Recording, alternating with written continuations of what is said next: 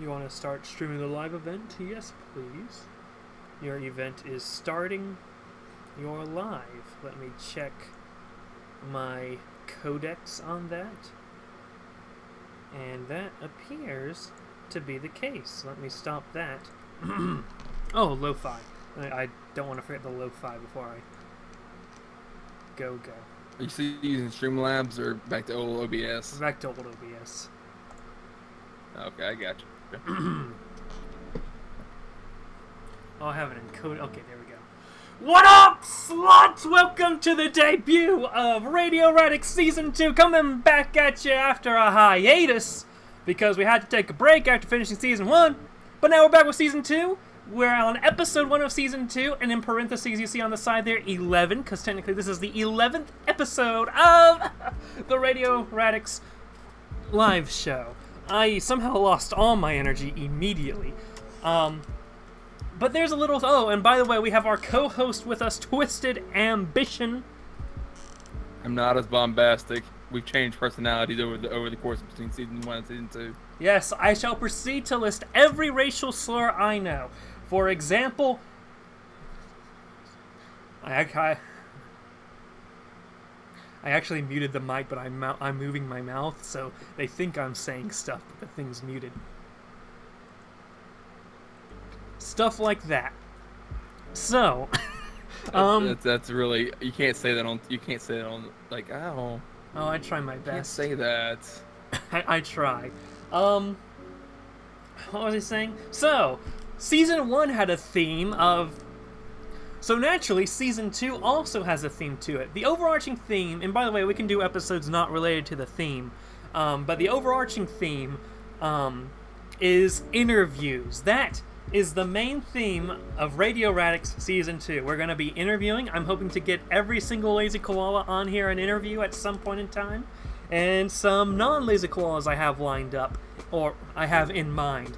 And by some, I mean one, because Weebot wanted to be on the show at some point, so I figured we can bring him in as an interview. And if I want to interview anyone else, I'll interview anyone else. But we're kicking things off tonight with a Twisted Ambition interview for you guys to know who Twisted Ambition is, in case you somehow weren't aware of who Twisted Ambition was through 11 episodes of this series, of which he is the co-host. I would feel ashamed. Yeah. So, how are you today, Twisted? I am tired and out of my mind. I have been driving for thousands of miles. 1,000 miles. Your mic wasn't muted, lol. Oh, I think I muted you, Twisted, when I was doing the How embarrassed do you feel? Now I look like the most autistic thing. Now I just look retarded. Thank you guys for coming out to Radio Radix. See you guys next time.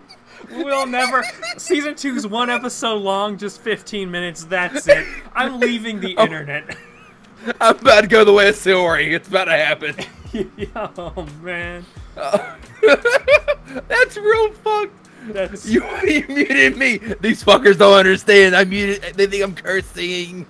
I was half about to actually do racial slurs, so if I actually That's so good you didn't. I am glad I chose against that path, because I would have been just going strong out the gate.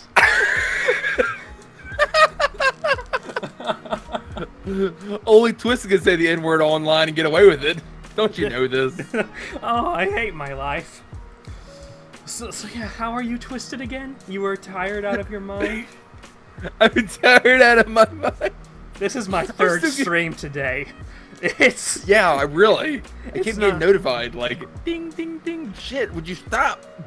I'm not on my A game either, so we're in good hands. So, I heard you want to know about the illustrious Twisted Ambition. I do. What question do you have for thee? Okay. As I'm now top 10 in this game, because I know I wanted to die already. Oh yes, Twisted's currently playing Totally Accurate Battlegrounds, which is because I have a cheating mouse. Conductive to an interview. Like, you ever seen someone like...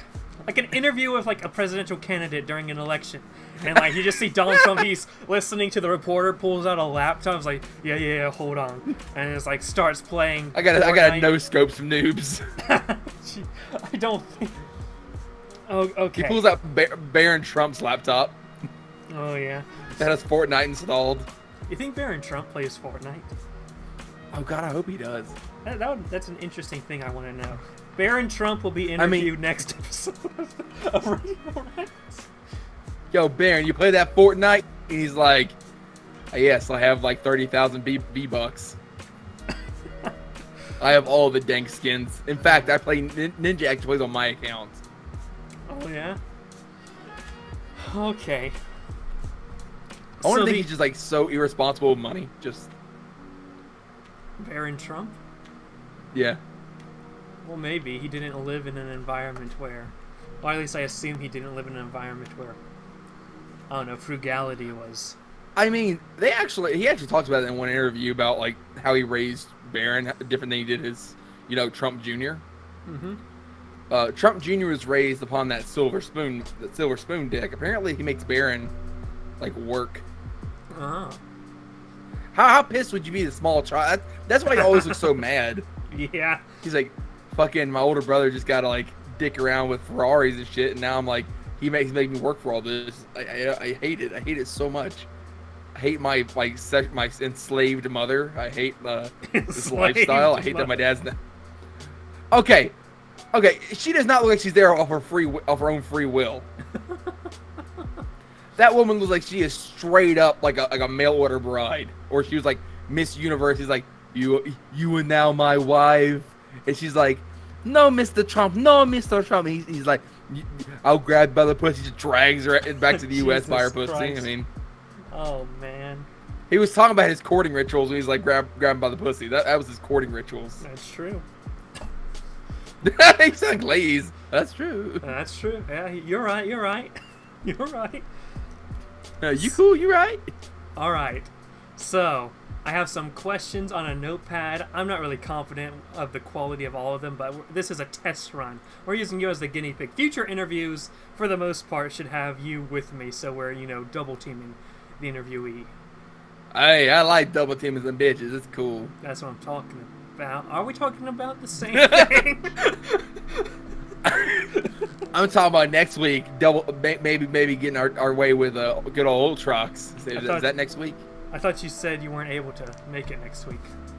Oh damn, that's right. You're gonna have to solo fuck. My bad. Have to Han Solo it. Yeah, you can take that one back now. What, for Han Solo? Yeah. Yep. Mm-hmm. What's wrong with saying I Han Soloed it? I don't know. I just thought I don't like it. What are the questions? We're gonna go past that. What are the questions? Someone learns that you're a content creator online, but they don't know exactly what it is you do. How would you describe yourself in the context of your content, or whatever?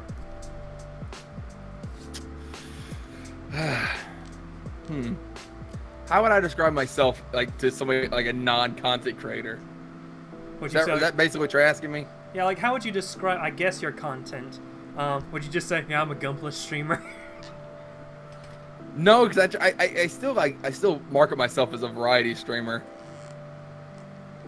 I still say I'm a variety streamer just because it's a lot easier to say that instead of going, oh yeah, no, I do gunplay, and then I have to explain what fucking gunplay is. Oh yeah. It's not like oh yeah, I'm a video game streamer. Oh, that's cool. It's Sorry, give me 1 second.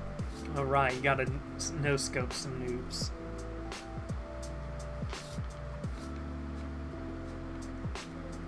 Bashar al-Assad's in the chat saying, do we need to save Syria? I won! Alright, back to the interview questions. Oh, I need I'm to... sorry. I'm gonna close up this thing now. I'm done. Yeah. All right. Sorry about that. I did not expect that to go that far. All right. So, It's like you said before the stream, like you're knowing your luck you'd win this one, and it'd be going on. Yeah, really. Like before the stream started, I was like, "Oh yeah, I thought I'd drop into a very populated city and get killed immediately." All of a sudden, I fucking walk into this game, like, and I was like, "I think I'm gonna win this game." And just win it. Like Jesus Christ. All right. How would I would definitely describe myself as a variety streamer. Again, like I said, describe myself. Oh, I'm a Gunpla streamer. Then I had to explain that I'm a grown man playing with essentially fancy toys. And as you said in your chill stream, that not cool or whatever the fuck you said. I don't know what you said. I don't know what I said. I was driving on the interstate 80 miles an hour in the rain.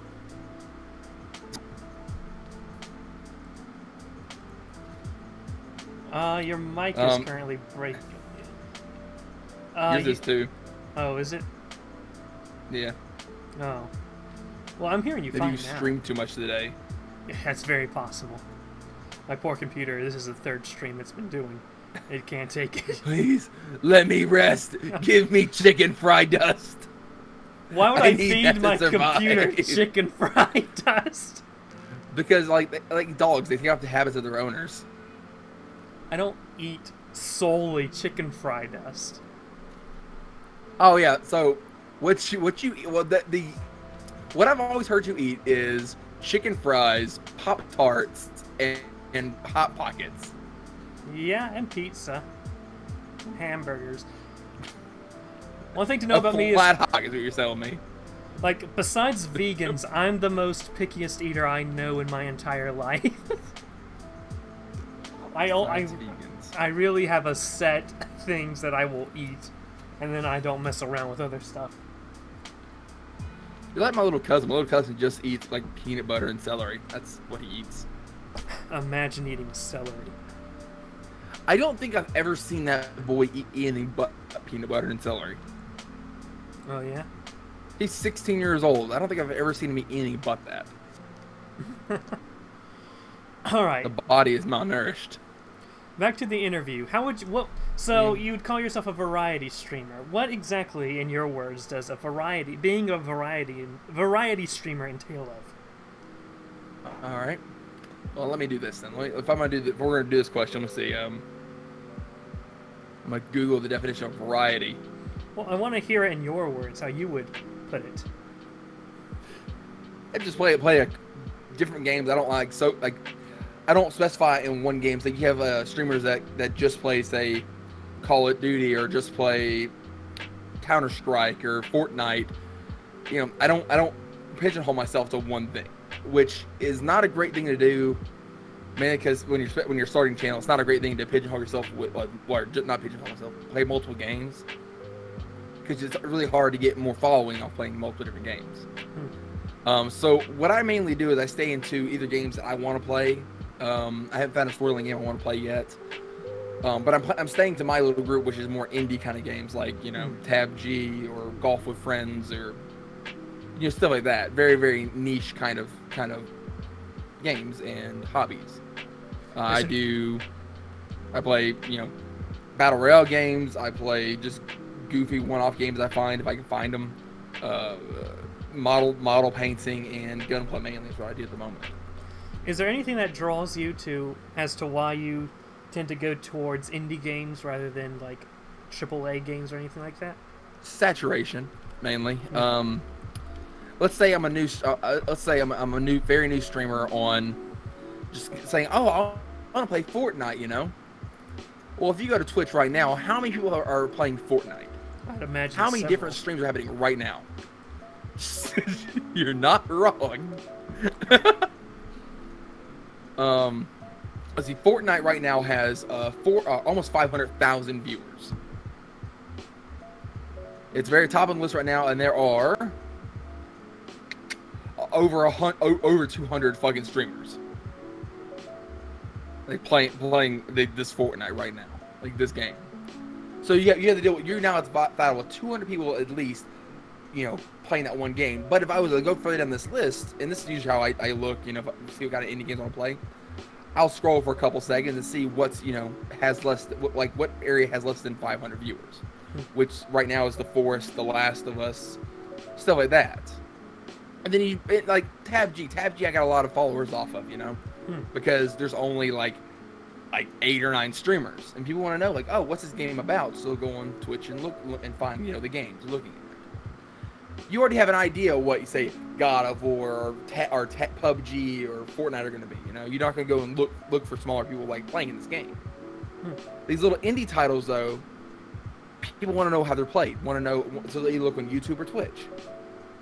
And Twitch is a great example because I can go into the game and actually ask that streamer a question. Hey, how you like this game? What are the mechanics you don't like? You can ask so many things about smaller games from smaller less played games, because you can actually talk to the streamer themselves. Right. So that's why I like the indie crowd a little better, or not AAA.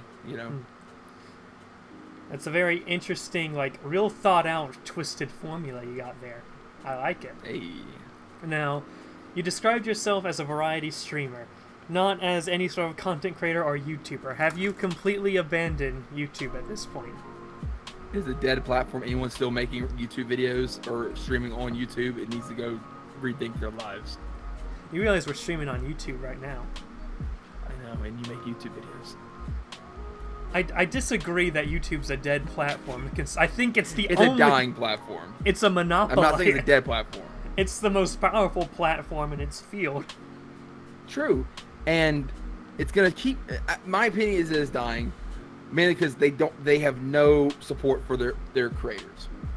If you're not one of the top echelons, they do not give a shit about you. They're gonna keep making the rules and regulations to make sure that they keep, again, it's the bourgeoisie, keep the rich up and the poor down. That it's very hard to make it unless you know somebody. One of the newer YouTubers that I can think of, it's gonna sound like a weird name, but Raccoon Eggs. Okay, he's a YouTuber I actually watch. Very funny guy. His content is really nice, but I would never have found him if it hadn't been for a larger YouTuber, collaborating with him. And it's if you actually get one of the, you can actually go online and read this now, or not read this, but Dad's Black is. I've talked to him about him before. Isn't he that dude that shouted you out that one time? Yeah, he shouted me out, Kyle out, a couple other guys. He had to take down the contest within the first 3 days because YouTube fucking said they're gonna shut off his channel, basically ban his channel if he did this contest. Because larger YouTubers have the power to make anyone else big. PewDiePie can literally go, fuck YouTube right now. I want to find something. Basically, like he did with Jacksepticeye. He went, I have to go find another personality for YouTube. I'm just gonna find somebody on YouTube and shout them out. So he did a little contest, and then find somebody he likes, and boom, they're now famous. It's not even a question. They could have subpar content, and boom, they're now famous. Except, hang on, I say that. Anybody ever heard of Shad Leach? I have not. Let's see how he's doing. All right, so he didn't do it great. Shad Leach is he has some muscular dystrophy. Basically, his legs don't work, in a wheelchair, but he's part of the Make-A-Wish Foundation. And Markiplier shouted him out. Went and played some games with him, whatever. And overnight, he gained 155,000 subscribers. 115,000 subscribers. The minute he started putting out any kind of content, he started losing subscribers at a very.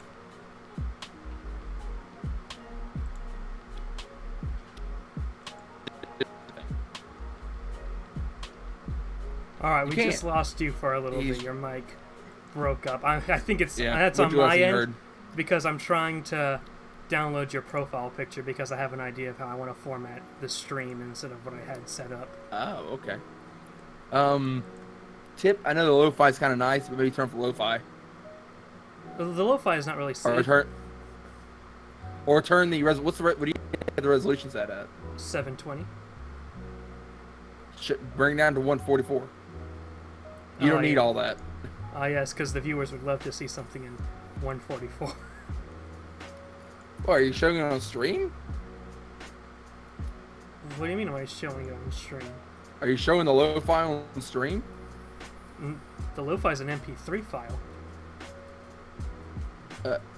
Oh, okay. I didn't know if you. Okay, whenever I do streams, I usually just go to the lo-fi live stream and play it. Never mind. I'm done being dumb.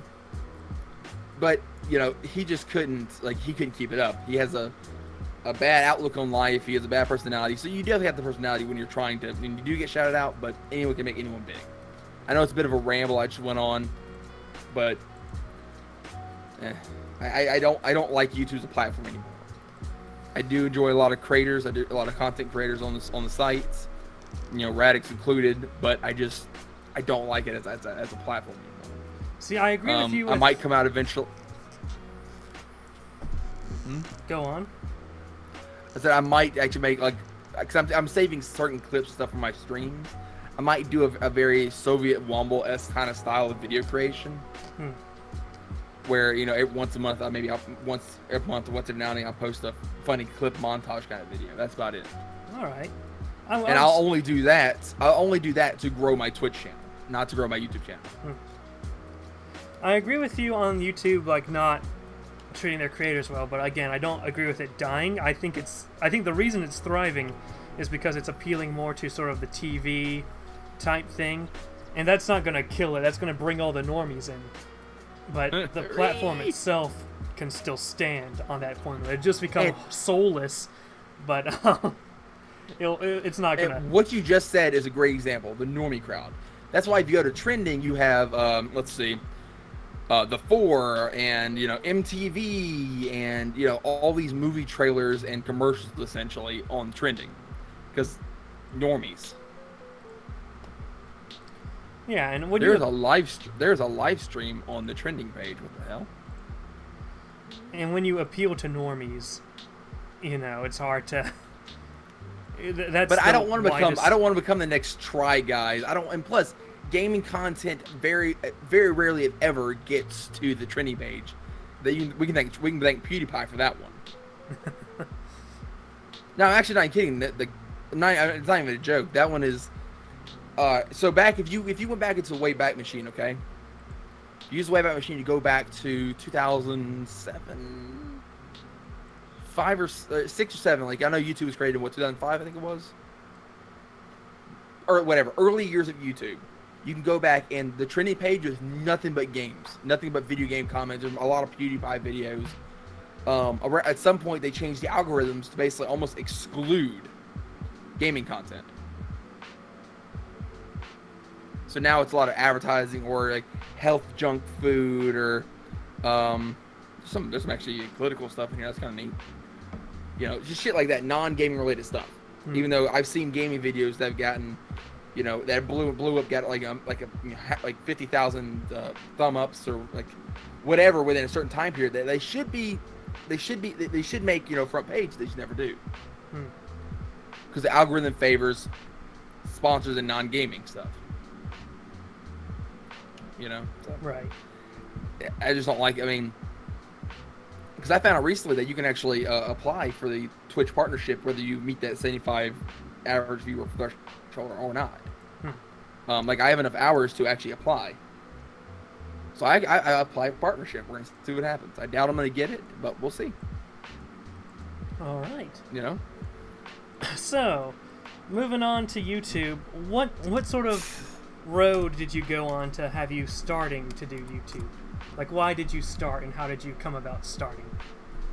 Well, that mainly started when I got my gaming PC. I built this thing, 5-6 years ago at this point. I bought it when I lived in my first rental house. I bought it for $1,100, I think it was.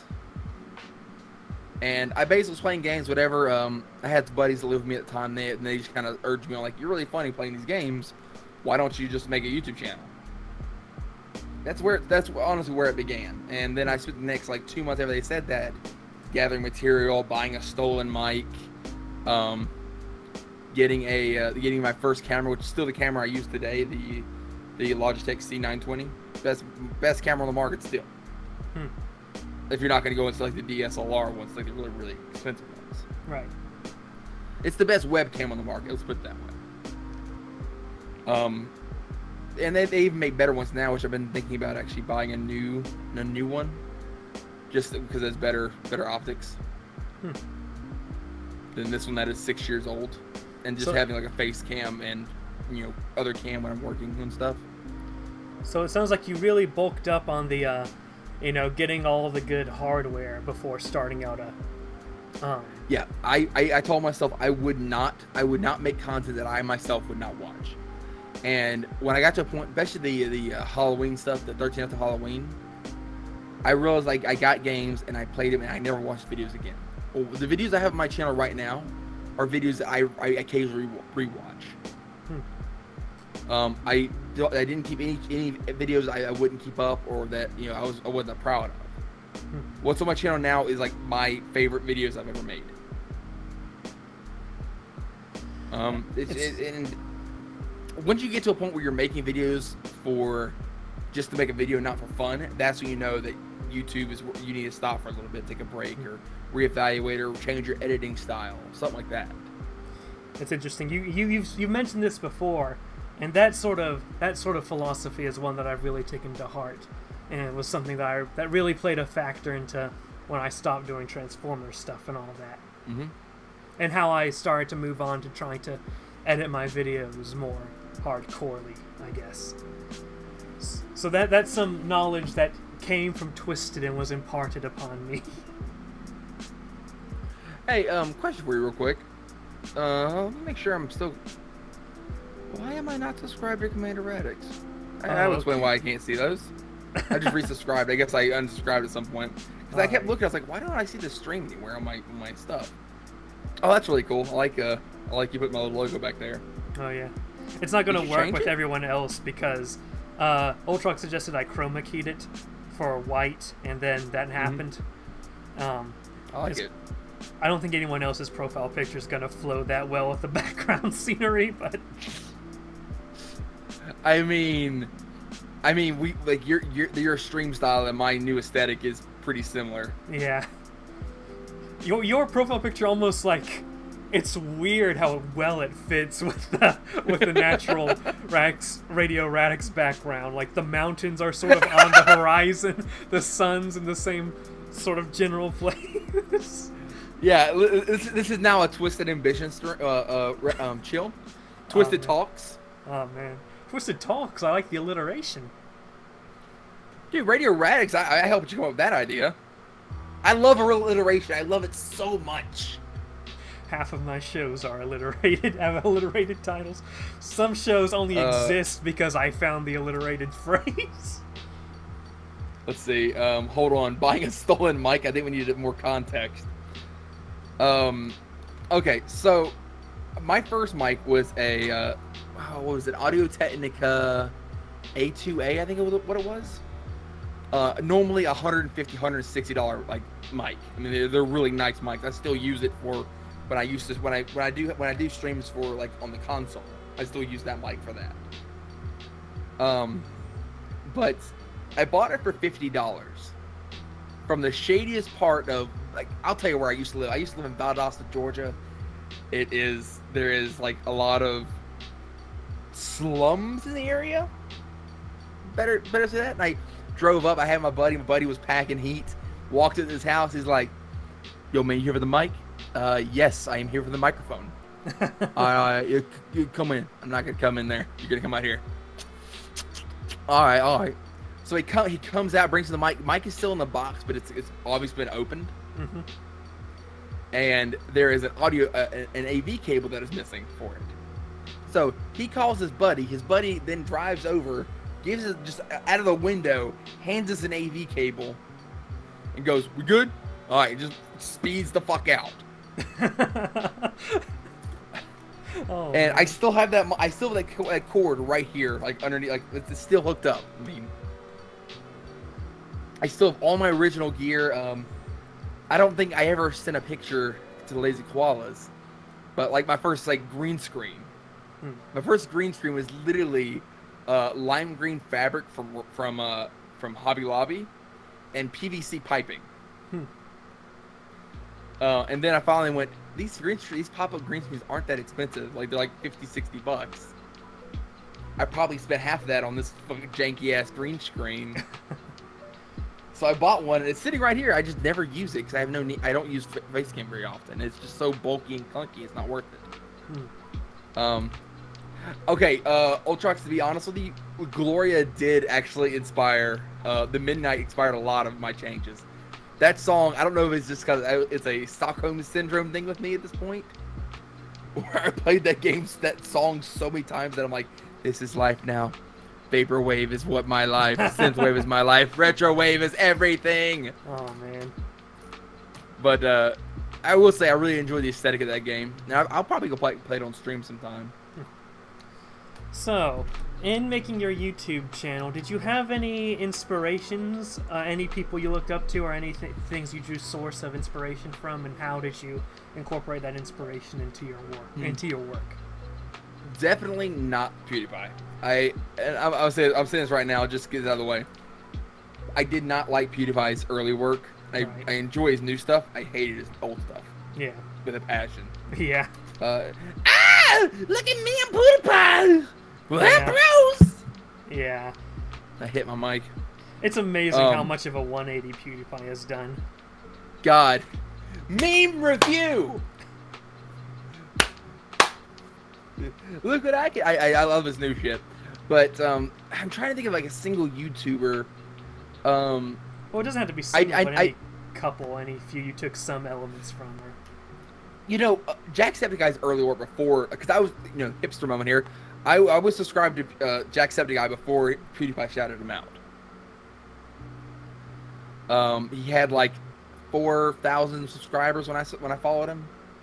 He had a very basic style to him. It wasn't all this, oh, look at my green hair. Oh.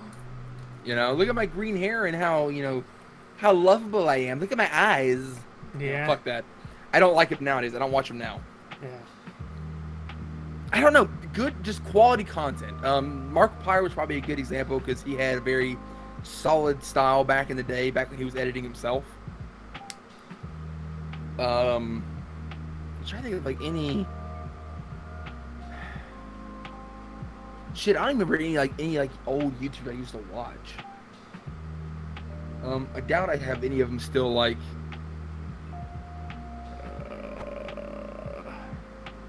I know it was inspired by Maluk. You know who Maluka is? No. Maluka's the girl that sings the vocalized like Skyrim songs. How she got really popular back in the day. Oh yeah. Oh, the wings, whatever. She was really inspirational because I really enjoyed her music. Her videos were weren't edited very much, but she was the inspiration to go on to doing this.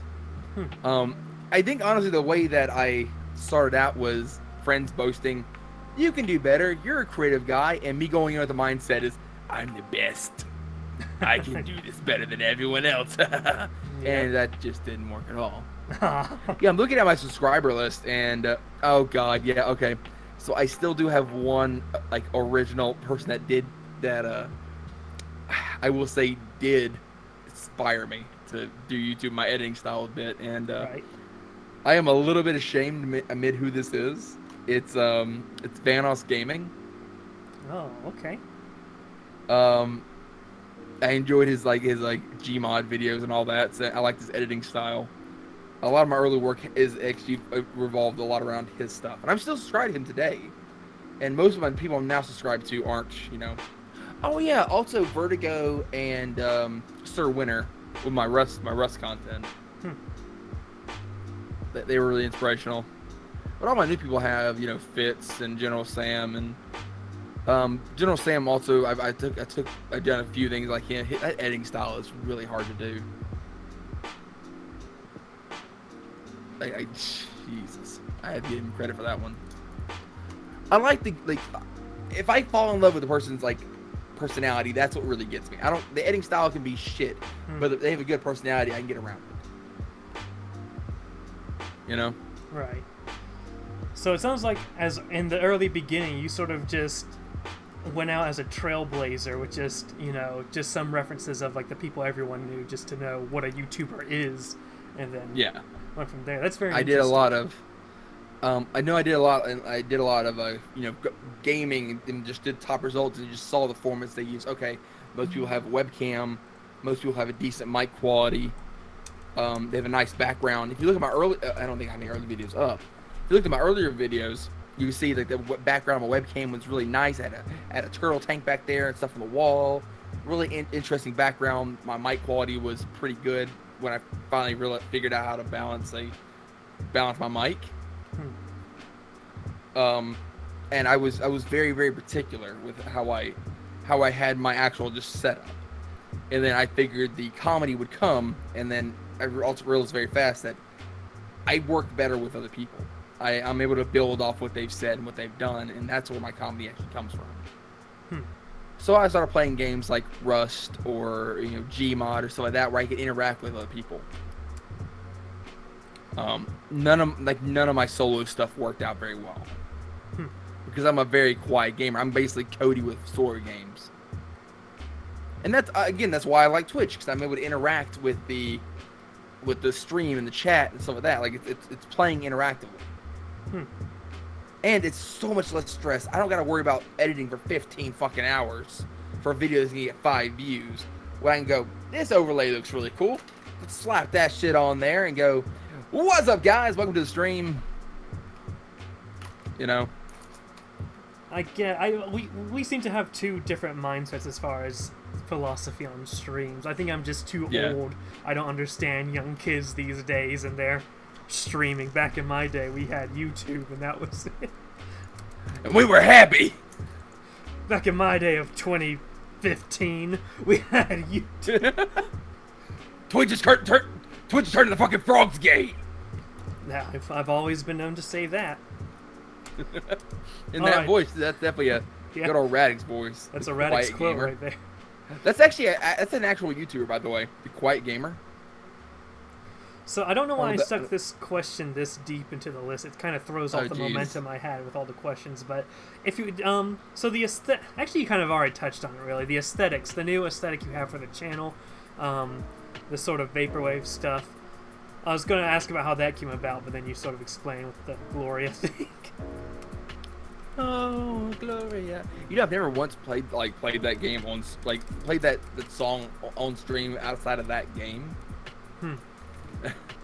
Oh my God, there are so many people called the Quiet Gamer. Oh my God, there's so many people. So the next question I have is, so we all have hobbies outside of YouTube, and I guess in your case Twitch. And if we didn't do those online stuff like Twitch or YouTube, we'd have more time, I guess, to devote to those hobbies. What would you be doing with your time if you weren't sort of an online content creator? Well, I would definitely probably be finding something in the arts in a sense. I enjoy cooking. I'm really good at it. I had an offer to actually become a local radio broadcaster recently. Kind of turned that down just because I couldn't take a $10,000 pay cut. Oh man. Hey, you're already you're a co-host on Radio Radix. That counts, right? I actually thought about it earlier today. I was like, can we put this on a resume? That you were a co-host of Radio Radix? I doubt it. I would just say a podcast. Well, you've been a co-host of several podcasts at this point. I've been a co-host of a lot of podcasts. Yeah. I've been a part of a lot of different podcasts. I've been part of a lot of streams. Like me having mic time is not a problem. I'm around mics constantly, so I'm not afraid in front of that by any means. Now, if I was on the radio, I would have the issue of I can't say obscenities on the air or I'll get fined. Yeah. The FCC gonna have my ass. Unless I'm moved to South Carolina where you can basically say anything on the radio. Yeehaw.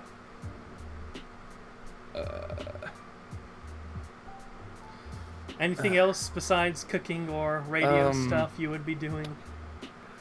I have thought about, because I have that second channel, Twisted IRL. Right. Because I enjoy prop making. I enjoy it immensely. I enjoy the process from start to finish. Oh yeah, didn't you make You're very crafty. Didn't you make your desk that you're using? Yep, I made my desk. It is made out of a stainless steel frame with 1.5 inch thick. What's it, cedar? I think it's cedar. And when I remember you told me you made that desk, you had already, like, almost recently just finished already another desk, and you just went back and... Yeah. My big white monstrosity of a desk. It had a what was it, 100-pound steel frame underneath it. It was just way too big, way too clunky, and it was too much, you know? I was trying to make a gaming room. I was trying to, like, white desk, LEDs behind it. Look at this. And I was like, look at me, I am a YouTuber. Then I got to a point where I'm like, you know, it's dumb. I want to go back to a rustic feel of my office. I now have a brick wall. I now have, like, floodlighting, custom made, like floating shelves. My desk is now very, very industrial looking. I've done with a whole different motif in my office. I even have my first, like, major prop like hung up on my wall above my TV, which is a basically a 1-to-1 scale replica of Black Iron Tarkus' Black Iron Greatsword from Dark Souls 1. I've also made his helmets, which I have not finished. It's in my closet of shame. Oh. I have a closet of just, like, unfinished projects. I have that. I have a Sith Acolyte helmet, and the power fist from Fallout New Vegas. I think it's New Vegas, but I have all that designed out. I have, like, it just needs to be painted and put together. How did you... Twisted's hobby is getting brain. You don't know what I did for this stream, my dude. Oh boy. So how did you get into Miami vlog is dead. Don't ask about the Miami vlog again. How did you get into crafting and that sort of stuff? Yeah, honestly, it was just one of those things that is, how do I put this? It came naturally to me. I've always been crafty. I made a boat. I actually made a legitimate boat at 10, 11 years old. Oh, wow, okay. The problem is I never finished it because fiberglass is fucking expensive. So I had this wooden hull of a boat that I just set outside and had nothing idea what to do with it. And I was like, I can't put it in the water. It's going to sink. It's not like seaworthy yet. So what me and my friends ended up doing was finding a piece of, like, a little stretch of woods in our neighborhood and hoisting it into the tree line. And had a little city of platforms and shit we'd all built. Oh, wow. Like 20 feet above the ground. And then we realized at some point, I remember this, look, I was 10, 11 years old, probably 13 years old this time, actually.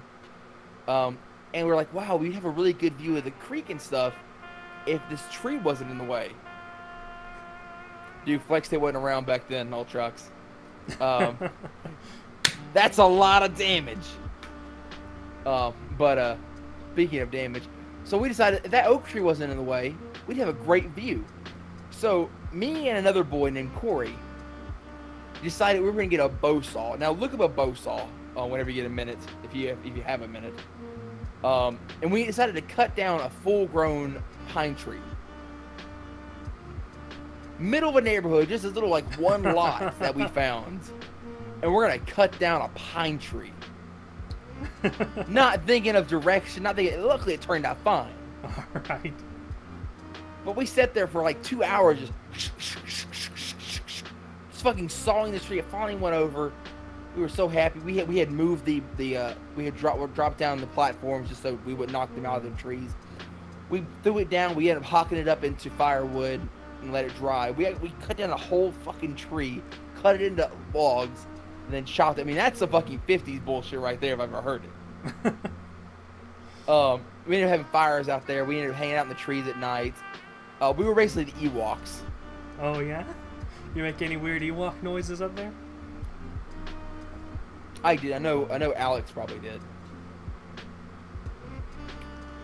He got tail back in high school, middle school. Okay, so out of all the lazy koalas, you're probably most known for being the one out of us that's most prone to just saying what's on your mind and just putting it out there. So, what happened in that voice chat? Why am I anti-koala twisted? I don't know, but that's something the viewers can't see, so let's not reference that. But, so obviously it appears to me that stuff like freedom of speech and freedom of expression are important things to you. Would you like to talk about, like, you know, why you find these things so important and why you, what's the word, exercise your rights to these things so often? All right. Well, my main thing is, you know, words and meanings are based off intent. You know, let's start here. When I say Jap or the N-word or something like that, usually I'm doing it for comedic value. You know, and I personally gone on my personal Facebook and I've actually asked for a white joke before, like a legitimate white joke. Because I'm curious, cultural stuff like that like interests me. I'm not trying to be mean by it. I'm never trying to be actually like put you down like, oh you nigger, you know, you never be this in your life. No, you can be anything you want in this world. I do it more of a comedic value. If like you personally, when we first started playing together, I said it probably quite often just as a joke, you know. I realized one day that it actually bothered you me making these like Japanese jokes. So I haven't done it very often, like in the last like year and a half. It doesn't really bother me so much. The only reason I think the words don't really bother me so much is because, like, when you've been like jumped into the bathroom because of your race and like punched and beaten up, words don't hurt as much. When you get to experience that, that's when you're like, you know what? I don't really care about the words. It's really about the intent. I guess they did use racial slurs or they were kicking me and stuff, but oh, God. That wasn't the thing that made me bruise in the morning, you know? Oh no, my face is bruised, my ego's fucking destroyed. Or my feelings are destroyed, rather. Yeah. You know, and that's kind of where I come up with that stuff. Like, if anybody ever tells me, like, just nicely, like, hey, stop doing that, I stop, you know? But if you're a dick and go like, oh, you can't say that word, you don't know what it means, and yada, yada, yada, yada, yada, I'm going to say it more. You're not going to stop me. You're going to ask me nicely, and I will stop. But you are not going to tell me to do anything.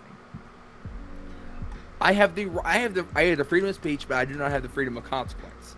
I understand that if I walk to the ghetto right now and just yelled, I hate fucking niggers, I'm going to get jumped.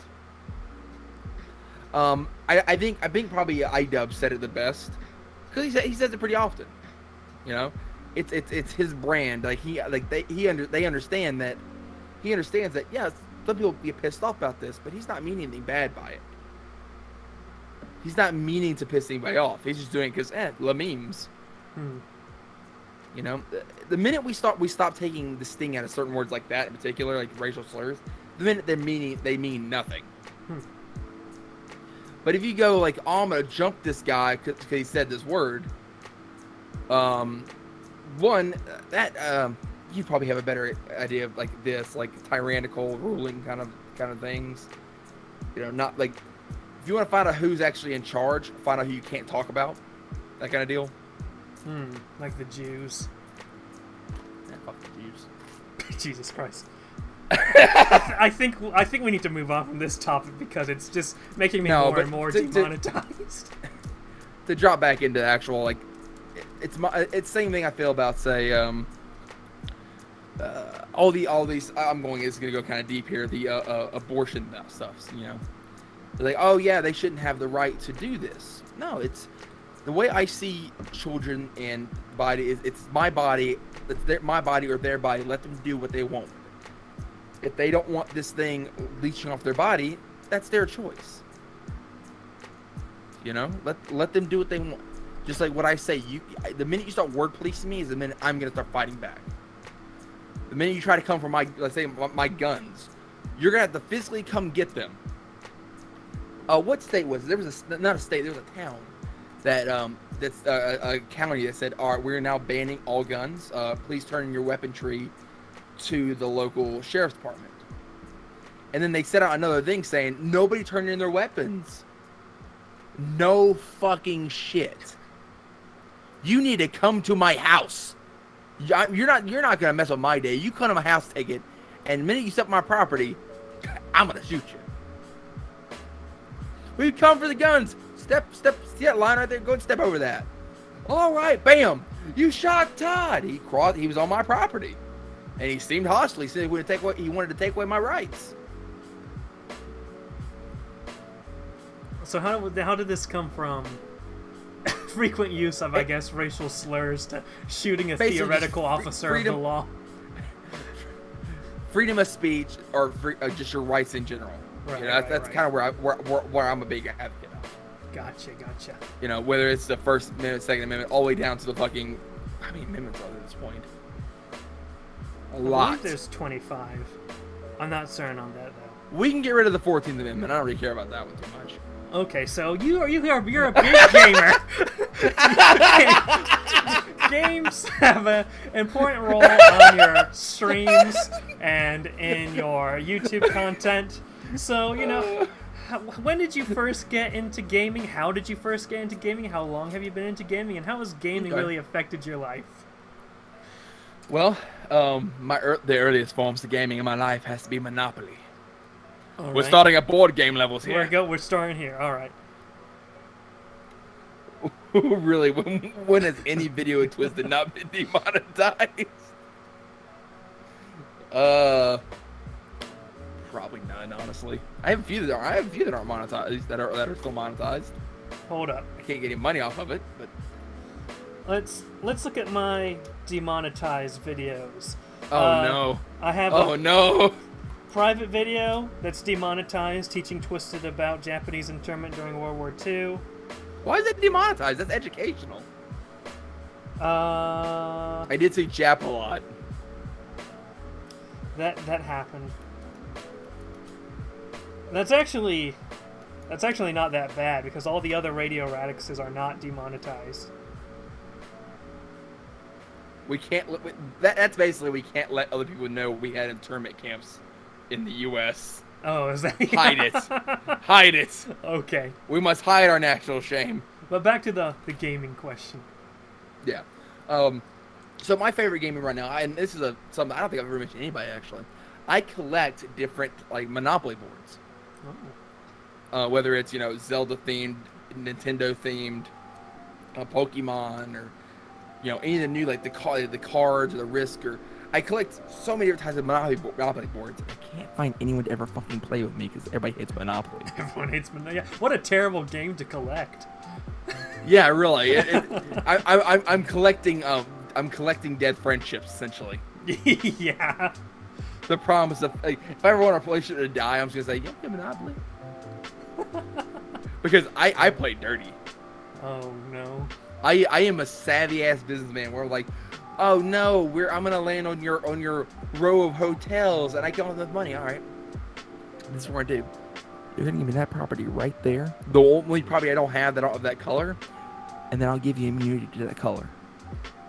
I'll waive these fees. I'll give you immunity to that color on my board. And they'll go, okay, that's cool. And then it fucks everyone else in the game. Oh man. I play dirty. Like, you can't do that. You can. It says in the rules you can play how you want. Were you there for the Laser Koalas Let's Play of the Skyrim Monopoly and Tabletop Simulator? No, because I don't think I was around for that. Ah. I don't remember playing Monopoly with you guys at all because y'all wouldn't like me anymore. Either that or I went, I don't want to play Monopoly with these guys. They won't like me anymore. Oh man, you'll become some freaking Lelouch v Britannia, just sort of destroying their lives. Oh god, there was one game. I don't know why Alex wanted to keep going, but I literally owned two sides, half the board. I owned half the board, and I had hotels, and I was like the richest person. It's like, I can still beat you. You have like 3 houses. And I have like literally about $1 million. By the way, I've never played. I owned the bank. I've never played Monopoly before. I just know it's a nightmare. I think you should play some. I actually think you like the slight politics inside the game. I think you enjoy that part. Oh boy. I want to play Risk Legacy one day with you guys. I know there's a board on tabletop. I think it'd be really fun. Hmm. Ooh, that'd be a good idea. Maybe we can play that during tomorrow's stream, the Koalas stream. That'd be kind of cool. Yeah, that's... Playing Risk while we all, yeah. Well, I don't think while we're doing it, but or after or whatever. It'd be kind of fun. yeah, before or after. So how did this gaming thing? Yeah. Going on from that, my first console was a PlayStation 1, which I played the shit out of Spyro, Hot Wheels Racers, what the fuck is the name of that game? Road Rash. They actually, I need to go out and buy it because they remade Road Rash for PS4. That game is brutal. I remember playing the original, like, top-down, like, Jeep Grand Theft Auto, you know? From there, my next console was a original Xbox, where I really got big into Halo and Time Skip and a lot of those other kind of games. It progressed up the years, you know. I've got now what systems do I own? I now own a GameCube, PlayStation 2, Nintendo 64, Xbox One, PS4. Multitude of handheld gaming. I still have my original Advanced. It still works. I keep it in my truck. I actually keep my Game Boy Advance in my truck when I get bored. What is it about gaming, I guess, that you like about it so much? What got you hooked, and how did you stay hooked for so long? I am an only child. To answer that question, that's actually a very sad part of the story. Oh. I'm an only child, and up until freshman year of high school, I did not have many friends. So I was a loner. I stayed to myself. Even those friends I built that, you know, Ewok style place, the minute they got a chance to tear me down, they would. So staying to myself in my room, which explains some of my weight gain over the years, but keeping myself in the room was my way of dealing with the world. Wasn't a great way of dealing with the world. But it was my way. I'm definitely more sociable now than I've ever been in my life. And I partially have that thanks to the Koalas and YouTube even. YouTube got me over my stage fright. Oh, you had stage fright? Oh, yeah, horrible stage fright. Like, I would have to wait until, because I had roommates at the time I started YouTube. I would literally have to wait until nobody's at home for me to record. Because there was one time where I was recording, or I was playing Gmod. I don't think it's a video that ever came out. I was playing a Gmod Towers thing it was. And it was a little game mode, and you had to, like, play American Idol, you know? Oh. And I literally started belting, singing, what the fuck was it called? It was, Careless Whisper. And, I did not realize my roommate was home. He fucking pops out, he goes, "Holy shit, was that you?" And I fucking just went, I think I alt closed the fucking game out, like, out of panic. And like, I fucking just was floored. My heart was racing. My, like, knees weak, arms are heavy. You know, that kind of shit. Like, I got real nervous. And he was like, I was like, no, it wasn't me. He's like, if that was you, man, that was great. And I think after that point right there is actually when I started growing my confidence in YouTube, in particular, playing games.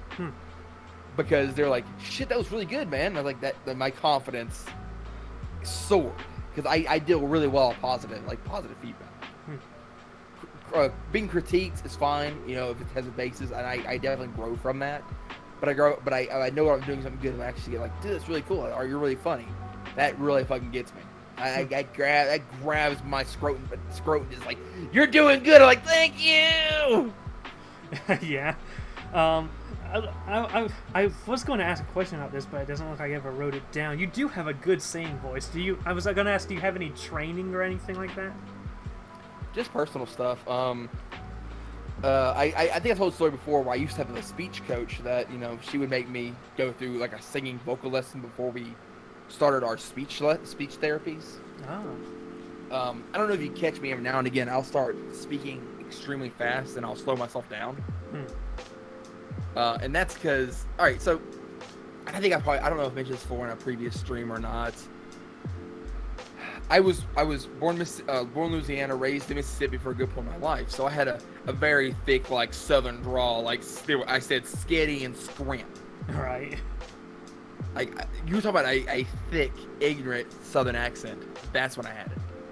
So I moved to St. Croix. All right, and St. Croix, the Crusians that live there, their dialect is English British kind of feel to it, but spoken like a Haitian, like 1,000 miles an hour. Right. So that really thick Southern Mississippi accent started fusing with that very fast speech. So it was, how you doing down there? I started sounding like fucking Boomhauer. Yeah. Come on down here, man. Whoa, what the fuck did you just say? So my parents went to help him out. Cause I went to private school in St. Croix because public school, you get fucking shivved. You get shivved with a shank. So I had a English coach, and they didn't do any background checks on these English coaches. Oh boy. She was straight from England. So you now had this extreme country accented boy with a very fast speech going from that to a very slow English dialect. Oh man. It's why I can now slip it to like an English or a British or English to an Irish accent, you know. So I can go up to very posh, and you know I've had a lot of fun like with this, and so on and so forth, going on and on. And then I can go there into more of an Irish accent. I draw everything out a little bit more. You know, if I go from there, I can go to more of a Scottish, very harsh, very, very, very, very guttural. You know. Right. I don't know, it's just shitty examples, but that's where that comes from. Is, you know, speech impediments. I was afraid. I remember we had like school plays, and I would just like freeze up on stage, or oh god, I was so bad. I remember having like when I came here back to the U.S., I had to give my like when you had to go in front of the class to give like, this is my project, you know. Oh yeah. I had to give those to private with my teacher. Because her telling me to go in front of class would make me break down in tears. Right. So, you know, that's something I will definitely give YouTube, is it brought me out of my shell a bit. That's interesting. So I actually have a cousin that lives in St. Croix now, I believe. Oh, really? That's cool. There's nothing to do there now besides the Macajumbies. Do you know Micah Jumbie is? I have no idea what that is now. It's a stilt walker essentially with blackface. So. Ah. Even though black people do blackface, it's kind of, I guess, just something with that costume. Right. Oh, actually, St. Croix is where I played the. Oh, jeez, I played the beta of Halo. Oh. Or not the beta, the alpha, like the alpha build of the original Halo game. A lot of people don't realize that Halo came out as a battle royale, like Unreal Tournament style gameplay at first. It was a browser game.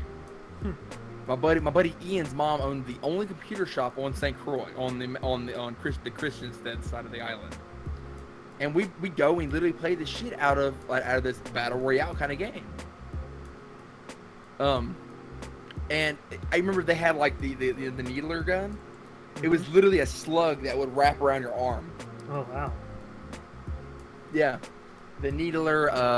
They had the laser sword was literally just basically Excalibur. It looked like it's like a glowing blue Excalibur sword. The machine guns actually look very, very similar. They there was a few guns that definitely still look the same, pretty well the same, and then the alpha version they do in the first game. The Flood, because you actually were able to play as a Flood in that battle mode. Wow, okay. And they were the funnest ones because the infection game mode was so fun because you were given a needler, and the needler was actually the weapon that was attached to the Flood. That's one of my old OG stories. Like, I played the alpha of Halo way back when it was a browser extension on Windows XP. Oh wow. So, I guess going to the next question. One of your branches of content on your streams are Gunpla building. How did you, when and how did you first get into Gundam and Gunpla building? Okay. I've said this one a few times on my stream. Like, I've been building Gundams since, God, I was a kid, like 9 to 13 years old. Like, I bought a lot of the little like original like Gundam fighter models and stuff like that. Now I do not own any of those anymore because I would buy them like for $5-6, and they would be destroyed because I would pit them against my Beyblades. All right. I'm gonna date this shit out of myself real quick. Oh man. Oh God, on St. Croix we used to have like straight on Beyblade tournaments. Oh really? Oh man. Oh yeah, man. Oh yeah. I had a Dragoon that I forget what the other one was called. I had forced a left spinning top head onto mine, so what it would do, it would actually grab the other opponent and just sling them out of the fucking arena. God, funny. but I would pit them against my Beyblades because they'd blow apart, and I just snap them back together and do that until I could no longer snap them back together. I have told this 2 or 3 times on stream, and the Gunpla builders that are on the streams are like, "What the fuck are you doing? Oh my God, that's sadism! What are you? Oh!" They lose their mind. It's the funniest thing. Cause oh man. I actually asked my mom. I was like, did this actually happen, or is this my brain going, this would be funny? She said, no, you would do that. You would straight up have like wars with Beyblade versus your little robot Gundams. And she said I'd find parts just thrown everywhere like a massacre. Oh God. Because I would literally someone just turn the Beyblade sideways, just drop it straight onto its midsection. The 1 year war was truly a bloody conflict. GM Drive can't stop, because I know one of them. It was one of the old. What was it? Blazing Gundam, yeah. And I pitted it against a razor blade infused Beyblade. You put razor blades on your Beyblade? Yeah. Jesus Christ, that's a weapon. The better question is, how did a 10-year-old get a hold of razor blades? Jesus Christ. All right. Okay. But you know, then I dropped it for quite a few years. I have this Gundam for quite some time. I finally I picked up that white one and I was like, oh, this would be fun to build on stream. And from there, my interest grew. Like, wow, I see these people making these huge models and making this look really nice, and like I had the actual talent and money nowadays to actually do this well. So it just grew from there. It's like, this is a hobby I had back in the day, and now I found a community that likes this kind of content, you know. And that's how it really like recently evolved into. And then Bad Gunpla showed up, and I got affiliated. So. All right. So Fun. We got 3 questions that are all sort of connected regarding you and the Lazy Koalas. How did you find the other Lazy Koalas? Not necessarily the group, but the people in the group. What was your first impressions of them, and why did you pursue membership in the Lazy Koalas? All right. So, is Lazy off work right now? Hang on 1 second. That's a legitimate question. Is he in chat? No. He's like the only one that's not here. What? Where's our glorious leader? Probably doing work or something. Yeah, fucking dweeb. Me and him used to be inside of another gaming group with an Indian dude named Frost and a couple British guys. And we played games like, I don't know if you remember like the first like Koala versus Koala where he challenged me to Speed Runner or whatever it's fucking called, right. Speed Racer. Fuck that game. Fuck that game. Because he picked that game because he knew I was awful at it. Because we played that game constantly with Frost and Odie and all of them. You know. Right. So that's right. And then it was just kind of like, we started talking. And this is before we actually used Skype. I mean, remember this didn't start on Discord. This started on Skype. So, all right. So you met Lays when you were in that group, but how did you find that group to begin with? Frost found me, which is a little Indian kid, and then I don't know how Lays found Frost. I think Frost now does MLG Call of Duty montages. All right. But yeah. So he joined that, or we joined that, and just I forget how I heard.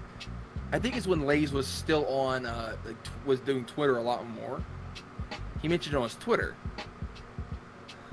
God, wasn't that long ago. God, it wasn't, was it? He mentioned, he's like, oh yeah, we're starting this gaming group up, and I just kind of just mentioned to him, hey man, you're kind of fun. You need an extra one? And he said yeah, and then that's how I joined in right after Cordy left. You know? Yeah. I took Cordy's position. First impressions. Because I really, at the time, I only really like associated with Lays, and I know Dreadcore at the time as well. I didn't know him, but I didn't associate too much with you or Ultrox at this point. So no offense, now my opinion has definitely changed since this time. That's fair. This is old Twisted's mindset. Like, because I remember looking at Eric when we were still dating, going, God, he's a bunch of beta neckbeards. I don't know what part of this group. And this time I thought you were still just a white dude. That was a funny ass like hangout session. Like, wait, you're actually Japanese? Yes. Ah, shit, I thought you were just a weeaboo. What? What? And Lays was going, what about the eyes twisted? I just thought he had chubby cheeks. He's actually like half Japanese? Like, this is like a legitimate awakening for good old Twisty Boy. Right. And then the Japanese joke started, and then I was told not to do them anymore, and I just stopped doing them. And now me and the Radix, my dude, are best friends. Sorry, other lazy koalas. Oh, GG. It's okay. You have the Ultrox and Dreadcore duo, and then you have the Twisted and Radix duo. Oh, does Lace have Cody? Lace has Cody. The saddest friendships. They don't talk to each other very much. Oh, man.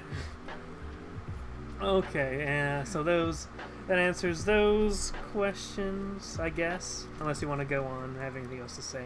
I'm trying to think. It's like I know like the old, because look, I actually really want to start up the Koala versus Koala Minecraft thing again. I really want to play some Minecraft. I'm trying to hold off until how to put this? Until November. Oh, Lays has Tay, and I guess he left Cody us. Cody has his loaf. Yeah. Oh yeah, you know what? Now to think about it, Lays did like leave us really heavily whenever Tay moved in. Right. Yeah. Oh damn! I thought it was bros over hoes. No, I see how it is. Apparently not.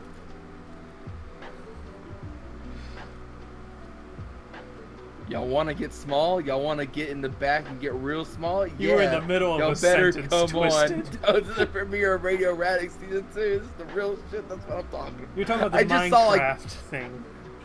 Yeah, like Minecraft is definitely one of my guilty pleasure games. Right. Like, I love it. It feeds the autism. Yeah. That lives inside of me. It's like be sporadic over the internet, and like, I like placing this block here. This makes me joyous. Right. And, you know, I love Minecraft. I love building the redstone machineries, and I would love, you know, to come back for what was it, for Extra Life, and do it and just start up a new server. And that's honestly, yeah. if Twitch gets, you know, good enough and I actually get like a monthly stipend or whatever, or I guarantee monthly amount, I'll let you start up a community Minecraft server. No joke. I enjoy Minecraft that much. Yeah, I like Minecraft. I just try to avoid it, especially on my channel, just because of the stigma. But I'll play it. Seeing as it's one of the few. That was an ironic. I've also played Minecraft on this channel, but I'm not going to do a full-on series in either of those games.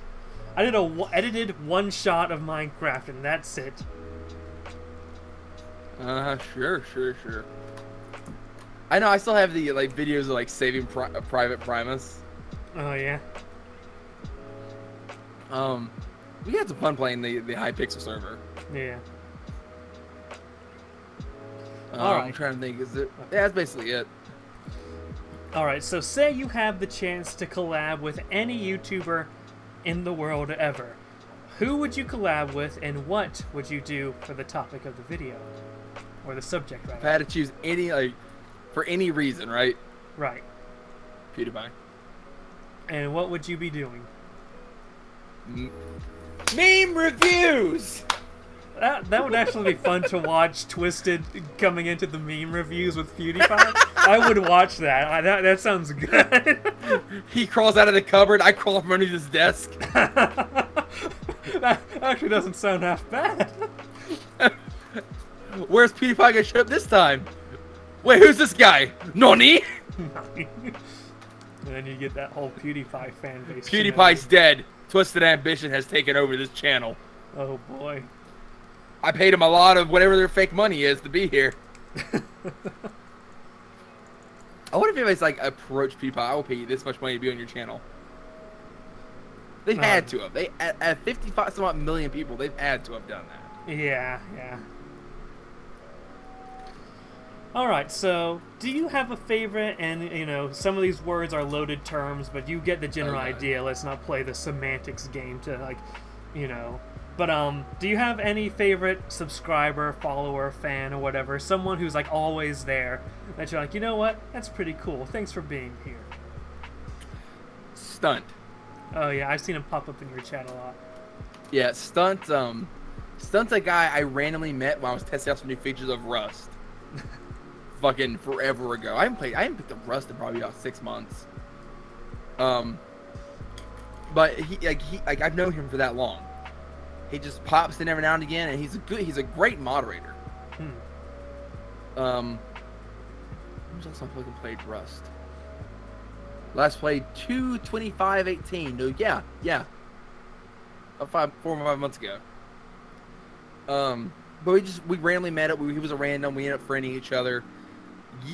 Years later, him just seeing him inbox, he just finds out I'm a streamer and starts watching my stuff pretty regularly, enjoying it. And his loyalty, I rewarded with modship. Yeah. Which so far he's done an incredible job with that. I almost set a bad precedence with Dreadcore, like, oh, you've donated a lot, like, you know, you're a top donator. Let's go ahead and make you a mod. And I was like, yeah. I don't want to set that precedence of you can pay to be a mod.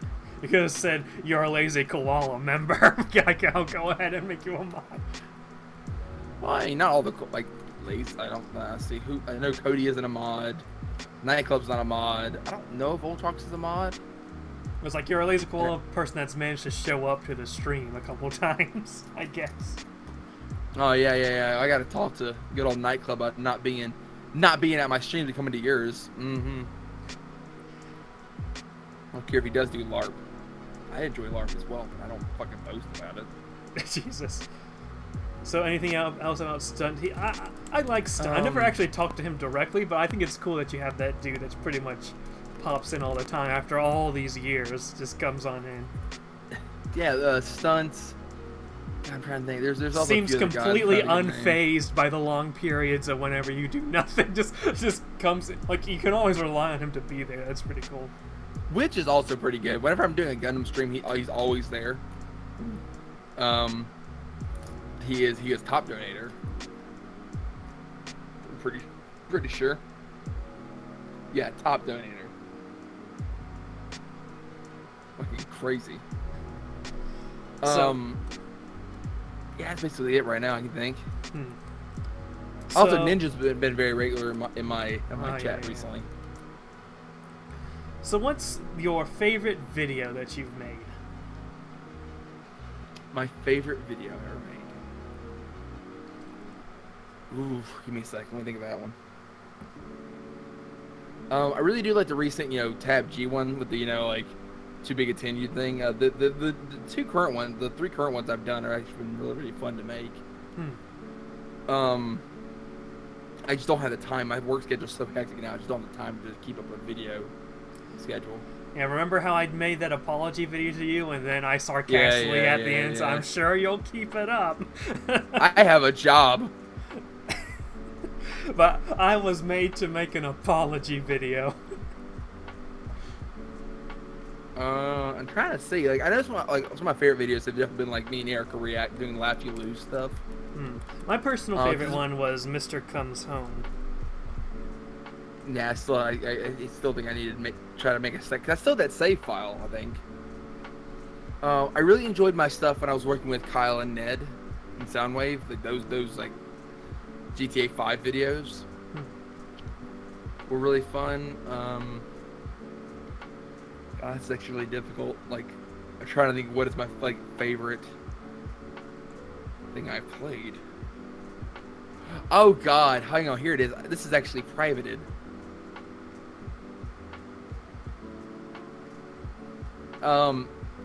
So it was a let's see, Jedi Lightsaber Escape was what it was called. It was a Google Web game back when the new movies were starting. And I taped my phone to my Ultra Saber handle. I remember that. Just for added realism. And the game that was really fun, just to dick around and play. But it definitely would have been better if I had stood up and stuff.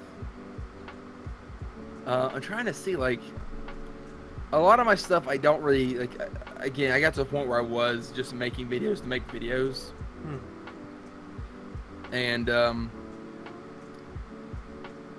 oh God, the Insurgency videos I've made probably are some of my favorites. Just because the goofy antics that happen, oh God, it'd be bad, so I find an RPG at us. Yeah. RPG! That's a classic moment. Yeah.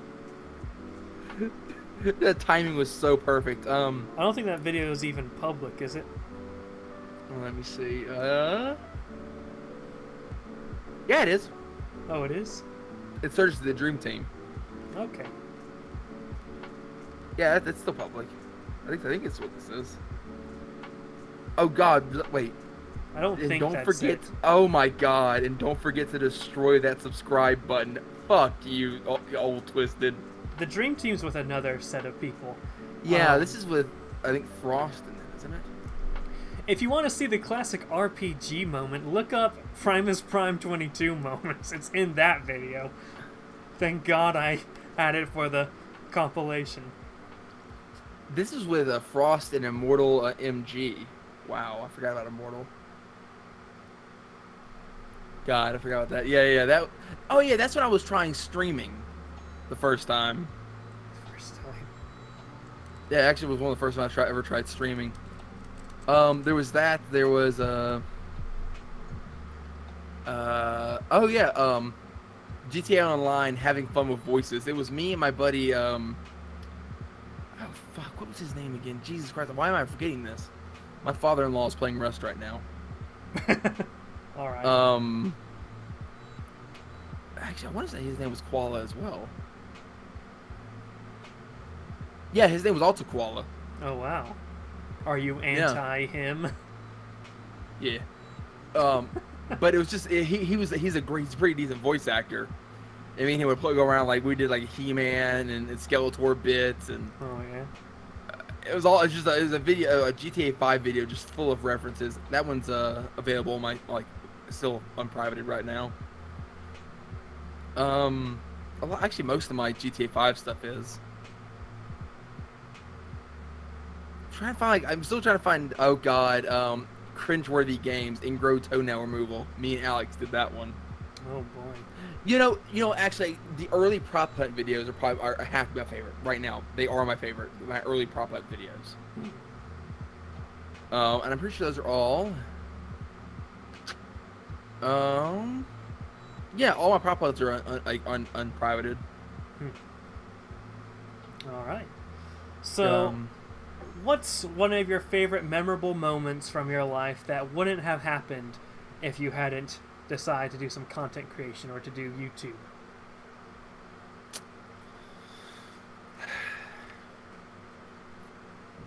sounds cheesy as shit, but meet you guys. That does sound cheesy. But it's true. I would have never met Lazy Koalas. I have never had the opportunity to meet people across the world that I now have met, and now I talk to on a regular basis. You know? Ah, yes, the far off realm of Seattle. Well, no, Seattle. I have friends way up in Canada, over in the UK, Right. Okay. over in India. You know, I have people I talk to regularly. Can I share this video? There's a video me and my roommate did. Do you remember a video called "We Try Marmite"? Yes, I remember the volume being at a weird level. Yeah, sorry, the audio something messed up while I was loading. The idea, nothing messed up while I was loading. I didn't know how to balance this fucking mic at this distance. Please turn up volume after my intro. Have a glorious day. Because my glory was that fucking glass smashing sound at the time. Yeah, your intro goes like completely silent, and then BAM! Just like I remember every time I would click one of your videos, like, okay, what's and I jump in my seat. Yeah, I also stopped using that intro because I didn't realize that was PewDiePie's logo I was using. Oh, it was? I thought it was just a blue like thumbs up hand. No, that's apparently it's PewDiePie's logo. I got a few of my videos got copywritten because of that. He copped. Yeah. Maker copyright the fucking logo. Oh wow, okay. Yeah, I have videos that are copywritten by Maker because of this shit. That's interesting. Maker's a bunch of cucks. This is a cuck. All right. You know, thing's funny. PewDiePie said the N-word. He got fucking kicked from Maker. You know who's also part of Maker Studio? iDubbbz. iDubbbz and Filthy Frank were. Oh, great. I'm like, are you fucking serious? He says it just out of a live stream, like, oh, we gotta ban him. But then just like these guys, again, it's your brand. If you brand yourself as, oh yeah, I say this word, it's fine. But right. PewDiePie never branded himself as being that way, so they're like, no. Right. So how have people IRL responded or reacted to you doing your content creation? Like whenever anyone in IRL, you tell them about that or they find out about it, how have they reacted or responded?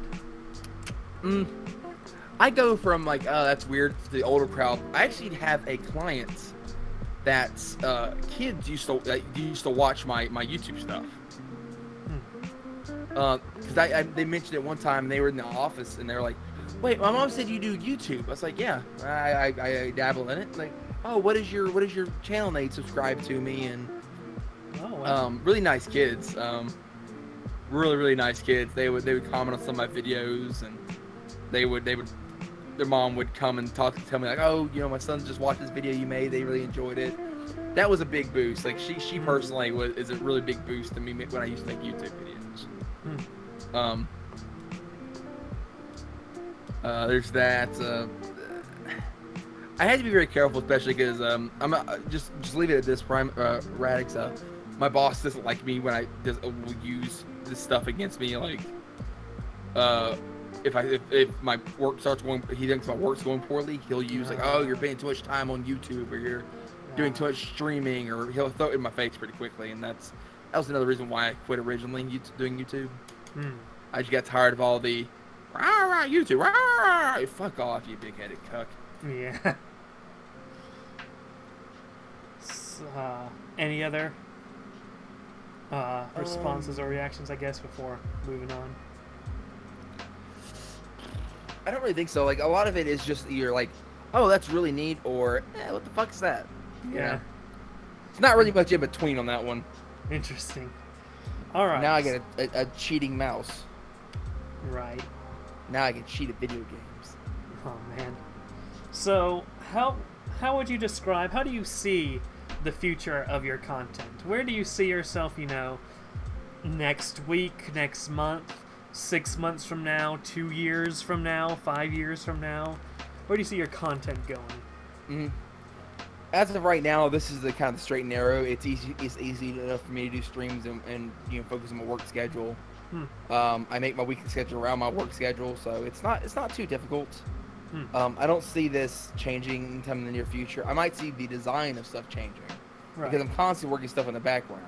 You know, like I have a stream store now where you can actually do sound effects and stuff while I'm streaming. You just use your points to pay for them. To make my streams more interactive. I'm doing stuff where, you know, you pay X amount of points, I'll follow you on Twitch, or I'll follow you on Discord, or I'm gonna start adding stuff like that. Like, oh, you give me, you know, 600 points or 2,000 points, I'll join your Discord server. Whatever the fuck you want me to do. Oh boy. There was one guy I was reading. He actually has a 1 million point thing on his channel, and it's like, I'll come visit you if you're within X amount of states of me. He says one of his mods is actually really close to getting that 1 million mark. He's like, shit, I'm about to drive to go meet this guy. Oh man. This guy's just like trying to murder me. I'm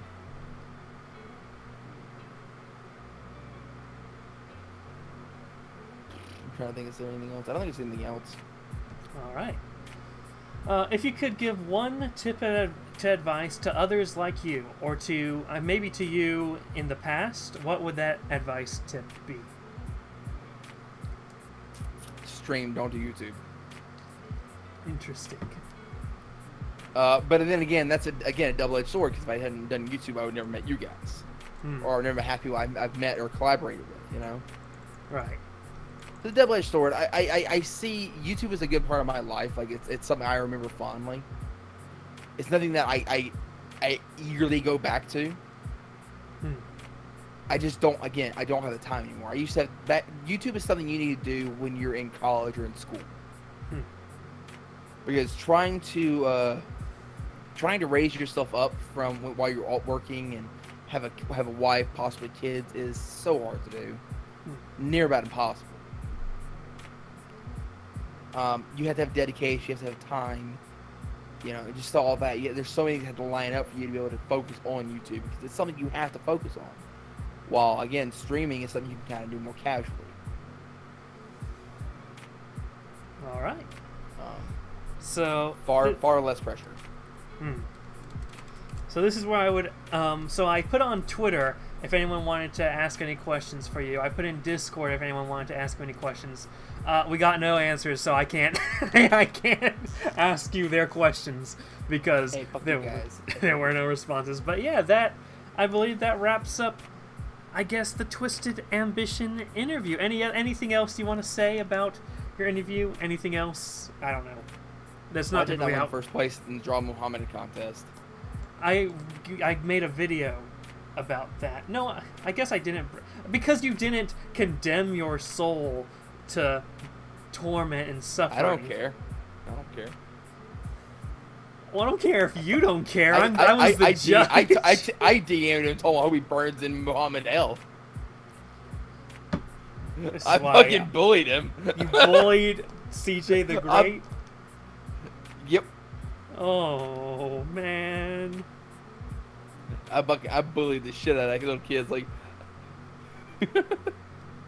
I don't care who you think you are. I don't care if you think your soul is damned. Religion's all fake. How can it be damned is all fake? Twisted Ambition, the champion of good sportsmanship, everybody. We should all strive to be more like him. Bully children after they already make moral compromises for a YouTuber they watch. Didn't I post something that said yes, bully the children on like one of your like Twitter posts?